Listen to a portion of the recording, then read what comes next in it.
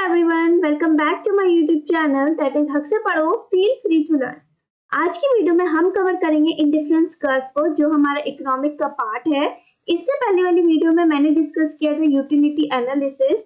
जिन बच्चों ने वो वाली वीडियो नहीं देखी है, आप उस वीडियो को जरूर कवर कर लीजिएगा, क्योंकि आज की वीडियो में आपको कुछ कॉन्सेप्ट देखने को मिलेंगे जिसको हमने ऑलरेडी डिस्कस कर लिया है अपनी पुरानी वीडियो में। तो चलते हैं सीधा टॉपिक की तरफ, देखते हैं कि इसके अंदर क्या क्या चीजें इंक्लूड होती है। देखिए, जब भी आपको इंडिफरेंस कर्व टॉपिक देखने को मिलेगा तो आपको दो चीजें याद रखने की, ये टॉपिक किससे लिंक है। सबसे पहले तो एक वर्ड आता है कंज्यूमर और दूसरा वर्ड आता है टू गुड्स। मतलब कि ये टॉपिक हमारा कंज्यूमर से रिलेटेड है। कैसे रिलेटेड है? देखिए, हम सभी के पास जो है बजट लिमिटेड होता है, तो हम क्या चाहते हैं कि हम अपने बजट को इस हिसाब से लगाना चाहते हैं कि हमारे को मैक्सिमम सेटिस्फेक्शन मिल सके। तो indifference curve is related to indifference set. और इंडिफरेंस सेट क्या होता है? ये हमारे को दो गुड्स के बीच का कॉम्बिनेशन दिखाता है कि हम उन दो गुड्स में इस तरीके से परचेज कर सके कि हमें सेम लेवल ऑफ सेटिस्फेक्शन मिल सके। आपको मैं एग्जांपल देके समझाना चाहूंगी। जैसे कि हमारे पास फॉर सपोज ए सेट है, जहाँ पे लिखा हुआ है कि हमने 1 एप्पल परचेज किया है एंड 9 ऑरेंजेस परचेज किए। वेयर एज हमारे पास सेकंड सेट हम पर ये अवेलेबल है कि मैंने 2 एप्पल्स खरीदे हैं प्लस 7 ऑरेंजेस खरीदे। अब अगर मैं इनको कंज्यूम करूं या फिर मैं इस सेट को कंज्यूम करूं, मुझे क्या मिलेगा? सेम लेवल ऑफ सेटिस्फेक्शन मिलेगा, चाहे मैं ए ऑप्शन के साथ चली जाऊं या बी ऑप्शन के साथ चली जाऊं। तो ये जो कॉम्बिनेशंस दिखा रहा है बिटवीन दी टू गुड्स, इस चीज को हम क्या बोलते हैं? Indifference set. The indifference set is a set of those combinations of two goods which offer the consumer the same level of satisfaction. ये ऐसे कॉम्बिनेशन को शो करता है जो एक कंज्यूमर को क्या ऑफर कर रहा हो? सेम लेवल ऑफ सेटिस्फेक्शन कर रहा हो। तो जब हम इसको डायग्राम की फॉर्म में रिप्रेजेंट करते हैं तो ये क्या बन जाता है? हमारा इंडिफरेंस कर्व। इंडिफरेंस सेट को जब हम डायग्राम में रिप्रेजेंट करते हैं तो ये हमारा इंडिफरेंस कर्व बन जाता है। अब मैं आपको नेक्स्ट स्लाइड में लेके चलूंगी, जहां पे मैंने आपको 5 कॉम्बिनेशंस प्रोवाइड करे। देखिए, पहला कॉम्बिनेशन में क्या है? एक एप्पल कंज्यूम कर रही हूँ मैं और 15 ऑरेंजेस ले रही हूँ। सेकेंड वाले कॉम्बिनेशन में क्या है? मैं 2 एप्पल्स कंज्यूम कर रही हूँ और 10 ऑरेंजेस ले रही हूँ। ऐसी थर्ड वाले ऑप्शन में क्या है? मेरे पास 3 एप्पल्स कंज्यूम कर रही हूँ वेयर 6 ऑरेंजेस कंज्यूम कर रही हूँ। तो आपको देखने को मिल रहे हैं यहाँ पे 5 कॉम्बिनेशन। यहाँ पे क्या कर रहे हैं हम? यहाँ पे मैं किसी भी कॉम्बिनेशन के साथ चली जाऊं, मुझे सेम लेवल ऑफ सेटिस्फेक्शन मिलेगा, चाहे मैं पी कंज्यूम कर लूं या फिर टी वाला ऑप्शन के साथ चली जाऊं। तो आप देख रहे होंगे यहाँ पे कि जैसे जैसे हम एप्पल को बढ़ा रहे हैं, जैसे जैसे मैं एप्पल की कमोडिटी को, मतलब जो एप्पल है हमारे पास, उसका कंजम्पशन में बढ़ाती चली जा रही हूँ, वैसे वैसे मेरे को ऑरेंजेस का कंजम्पशन क्या करना पड़ रहा है? कम करना पड़ रहा है। देखो, कम क्यों कर रहे हैं? क्योंकि पहली बात तो हमारे पास लिमिटेड बजट है। अगर मुझे एक को ज्यादा कंज्यूम करना है तो मुझे दूसरे को क्या करना पड़ेगा? सैक्रिफाइस करना पड़ेगा। तो हम क्या करते हैं? एक को गेन करते हैं और एक को क्या कर रहे हैं? सैक्रिफाइस कर रहे हैं। ठीक है, आपको याद होगा एक लॉ हमने पढ़ा था, that is law of diminishing marginal utility. उसका क्या मतलब था कि जैसे जैसे मैं कमोडिटी को ज्यादा कंज्यूम करती चली जाती हूँ, मेरे को उससे जो सेटिस्फेक्शन डिराइव होता है, जो मार्जिनल यूटिलिटी डिराइव होती है, वो भी डिक्लाइन होती जाती है। आपको ये चीज इस टेबल में भी देखने को मिलेगी। देखिए, आप एप्पल यहाँ पे बढ़ा रहे, एक एक एप्पल आप हर ऑप्शन में बढ़ाते चले जा रहे। पहले एक खा रहे थे, फिर 2 खाना स्टार्ट किया, फिर 3, फिर 4, फिर 5। लेकिन आप पहले ऑरेंजेस को पहले वाले ऑप्शन में कितना सेक्रीफाइस करने को तैयार हो? 5। सेकेंड वाले में देखो 10 से 6 पे जा रहे हो तो कितना सेक्रीफाइस कर रहे हो? 4। नेक्स्ट 6 से 3 पे जा रहे हो तो कितना सेक्रीफाइस कर रहे हो? 3। फिर आप 3 to 1 पे जा रहे हो, दैट मीन्स 2।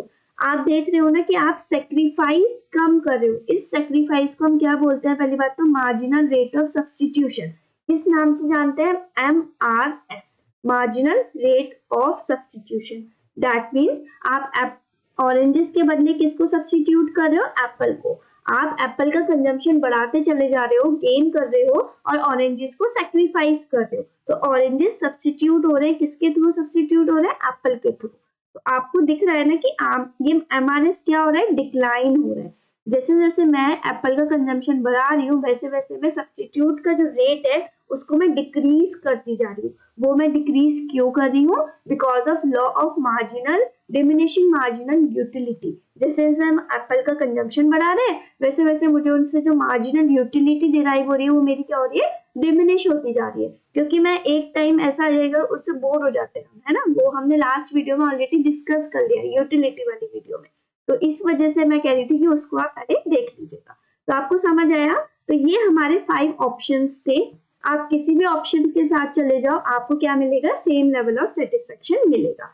इसी चीज को देखो मैंने यहाँ पे ग्राफ के फॉर्म में रिप्रेजेंट किया है, और ये आपका कर्व किस तरीके से जा रहा है, कुछ इस हिसाब से आपका क्या जाएगा, कर्व जाएगा। ये मेरा क्या बन रही है, IC, that is indifference curve. अब हमारा जो नेक्स्ट है, इसको जब मैंने टेबल को रिप्रेजेंट कर लिया यहाँ पे ग्राफ के थ्रू, तो ये मेरा बन जाता है इंडिफरेंस कर्व। अब मैंने नीचे लिखा है एप्पल्स एक्स एक्सिस पे और वाई एक्सिस पे लिखा है ऑरेंजेस। ये किस हिसाब से डिसाइड होता है कि हमें कहाँ पे क्या चीज लिखनी है। तो एक्स एक्सिस पे हमेशा वो वाली कमोडिटी आएगी जिससे आप क्या कर रहे हो, गेन कर रहे हो, और वाई एक्सिस पे कौन सी कमोडिटी आएगी जिससे आप क्या कर रहे हो, सेक्रीफाइस कर रहे हो। तो यहाँ पे हम ऑरेंज को सेक्रीफाइस करके एप्पल को गेन कर रहे थे। एक कमोडिटी को छोड़ के मैं दूसरी कमोडिटी को क्या कर रही थी, गेन कर रही थी, कंजम्पशन बढ़ा रही थी। ठीक है, तो इसी चीज को हम IC बोलते हैं। ये दो गुड्स का कॉम्बिनेशन शो करता है, जो कि एक कंज्यूमर अगर कंज्यूम करता है किसी भी कॉम्बिनेशन के साथ जाता है तो उसको सेम लेवल का सेटिस्फेक्शन मिलेगा। अब हमारा आता है टॉपिक इंडिफरेंस मैप। वो क्या होता है, जब हम एक ही ग्राफ पे बहुत सारे ICs को प्लॉट करते हैं। It is the family of indifference curve that represent consumer preferences over all the bundles of truth. आपको देखने को मिल रहा होगा यहाँ पे मैंने 3 ICs बनाए, IC1, IC2, IC3। तो जब हम सारे ICs को एक ही ग्राफ पे प्लॉट कर लेते हैं, डिफरेंट डिफरेंट कॉम्बिनेशंस के ICs को प्लॉट करते हैं, तो वो हमारा क्या बन जाता है, इंडिफरेंस मैप। अब जितना हायर IC होगा उतना ज्यादा मुझे क्या मिलेगा, हायर द सेटिस्फेक्शन लेवल। क्यों, इसका ऑप्शन भी मैं आपको बता देती हूँ, रीजन दे देती हूँ। देखो IC1 में आप इतनी कमोडिटी को कंज्यूम कर रहे थे, whereas IC2 में आप यहाँ तक पहुंच सकते हो, एंड IC3 में आप कहाँ जा रहे हो, यहाँ तक जा रहे हो। तो आपको देखने को मिल रहा है ना कि आप एक्स एक्सिस पे जो कमोडिटी है उसको भी ज्यादा कंज्यूम कर रहे हो, एंड वाई एक्सिस पे जो कमोडिटी ली है आपने उसको भी ज्यादा कंज्यूम कर रहे हो। तो जितना ज्यादा IC ऊपर लेवल का होगा, अपर होगा, उतना ही ज्यादा आपको सेटिस्फेक्शन होगा। क्यों, क्योंकि आप ज्यादा क्वांटिटी को कंज्यूम कर रहे होगे दोनों ही कमोडिटी की, in comparison to the lower IC. So this is called the indifference map, जब आप एक ही ग्राफ पे बहुत सारे ICs को प्लॉट कर देते हैं। आगे चलते हैं। अब हमारा मार्जिनल रेट ऑफ सब्स्टिट्यूशन, इस वर्ड को मैंने आपको टेबल में ही समझा दिया था क्या होता है। MRS refers to the rate at which the commodities can be substituted with each other so that the total satisfaction of the consumer remains the same.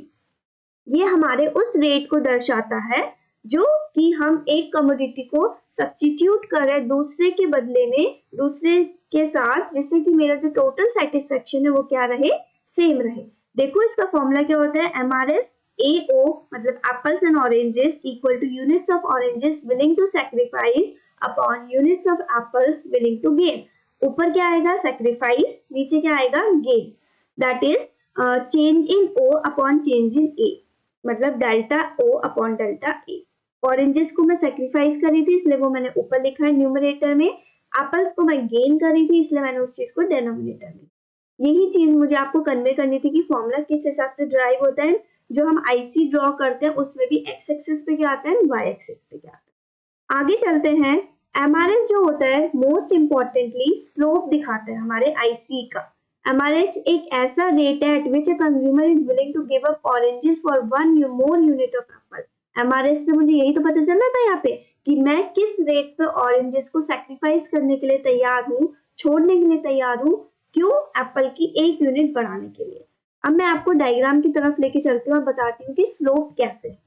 देखो हमारा जो फर्स्ट वाला कॉम्बिनेशन था कि 15 ऑरेंजेस एंड 1 एप्पल में, तो ये मेरा क्या था, ये मेरा फर्स्ट जो MRS था वो दिखा रहा था। सेकेंड वाले पे क्या आई, मैं यहाँ पे मैंने 9 ऑरेंजेस पे आई और 2 एप्पल्स पे आई। तो ये जो है ये मेरा क्या है, स्लोप है। ठीक है, स्लोप दिखाता है IC का। फिर नेक्स्ट वाले कॉम्बिनेशन पे हमने क्या किया, ये हमारे 6 ऑरेंजेस हुए और 3 एप्पल्स हुए। तो ये मेरा दोबारा से IC क्या बन गया, IC का स्लोप है। MRS रेट जो होता है वो IC का स्लोप को शो करता है। ठीक है, तो that's why we say that MRS shows the slope of indifference curve. आगे चलते हैं और देखते हैं कि कब किस केस में आईसी कॉनकेव होगा या कॉन्वेक्स होगा in comparison to the MRS, marginal rate of substitution. जब हमारा marginal rate of substitution decrease हो रहा होगा, जो अभी हमने पढ़ा, हमारा marginal rate of substitution decrease हो रहा है ना, वो क्यों डिक्रीज होता है? Due to the law of diminishing marginal utility.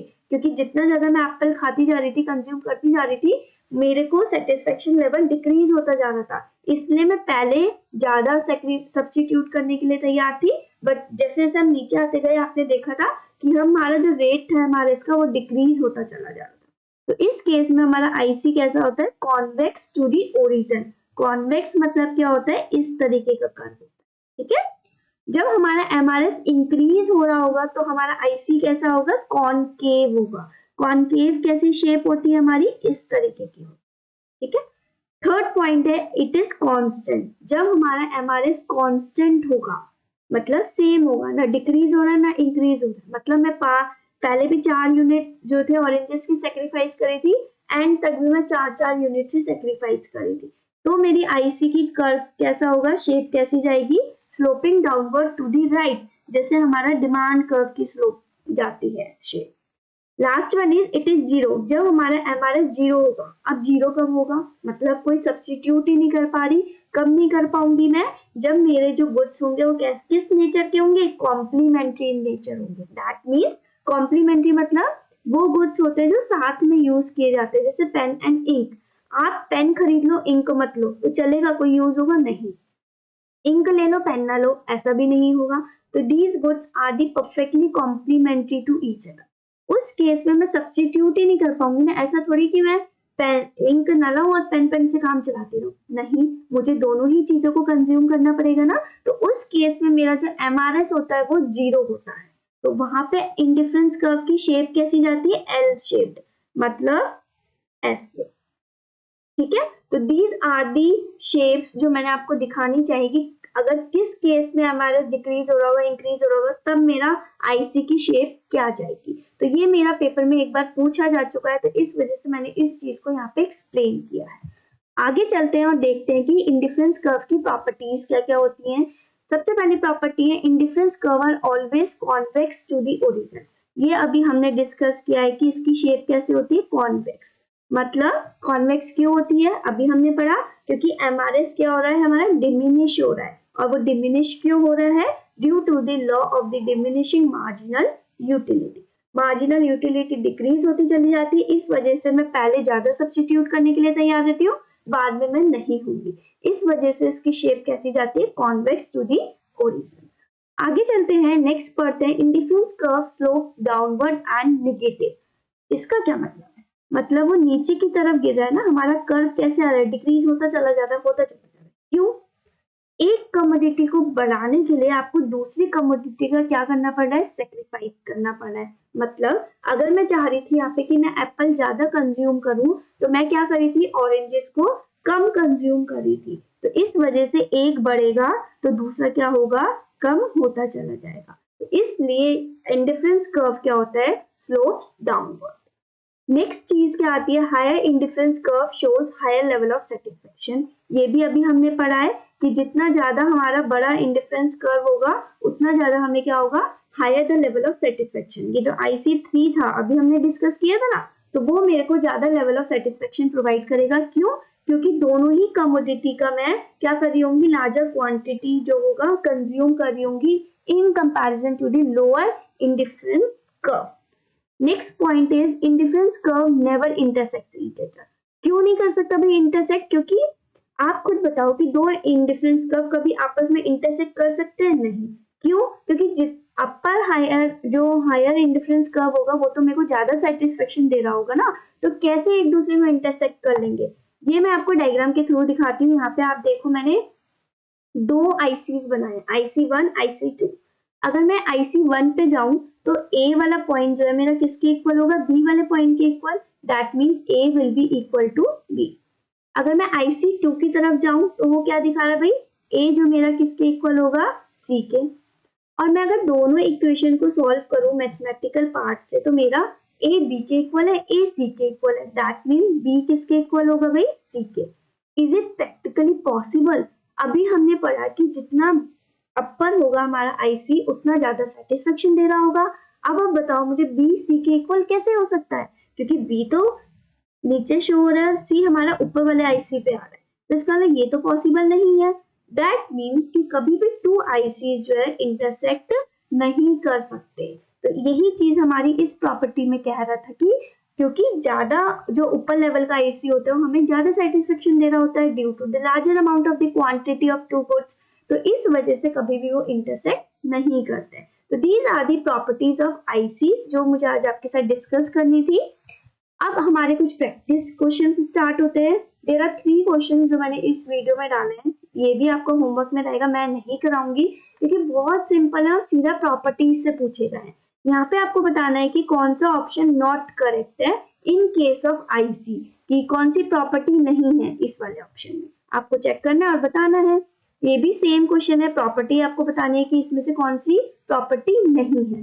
Third question क्या कह रहा है, आपको लॉ के बारे में बताना है। ये जो यहाँ पे कहानी लिखी हुई है इसमें से ऐसा कौन सा लॉ है जो इस कहानी को एक्सप्लेन करता है। तो आई होप आपको आज का टॉपिक समझ आ गया हो, बिल्कुल क्लियर हो गया हो। मिलती हूँ मैं आपसे नेक्स्ट वीडियो में, तब तक के लिए stay tune with the channel and keep sharing the videos with your friends जिनको भी इन वीडियोस की हेल्प मिल सके, मतलब जो नीडी हमारे स्टूडेंट्स होते हैं। So stay tune.